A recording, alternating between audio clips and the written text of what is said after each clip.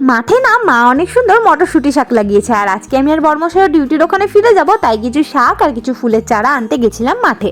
তো ওখান থেকে বাড়িতে ফিরে এখন ঝটপট করে জামা কাপড়গুলোকে প্যাক করে নিলাম, আর তারপরে কিছু জামা কাপড় কাচতে হতো সেগুলোকেই আমি কেচে মেলে দিলাম। আর এদিকে ততক্ষণে মায়ের রান্নাবান্নাও হয়ে গেছে, আর আমিও স্নান করে খাওয়া দাওয়া করে রেডি হয়ে নিচ্ছি। আর এখন বেরিয়েও পড়েছি, সবাই অলরেডি রাস্তায় চলে গেছে, আর এবার আমিও চলে এসেছি। তারপরে দাঁড়িয়ে দাঁড়িয়ে ওয়েট করছিলাম অটোর জন্য। তো এদিকে অটো চলে এলো, আর মন খারাপ করে সবাইকে বাই বাই করে দিয়ে চলে এলাম স্টেশনে। আর এখন আমরা পৌঁছে গেছি নৈহাটিতে, কিন্তু আজকে না ট্রেনটা বড্ড লেট ছিল, 6:10-এর ট্রেন এসেছিল 7টায়। তো যাই হোক, এদিকে বর্মশাইরা কলিগের সঙ্গে দেখা হয়ে গেছিলো, ও গল্প করছিল, আর তারপরে আমরা এখন পৌঁছে গেছি পাঁপড় খেতে খেতে আমাদের গন্তব্যস্থানে।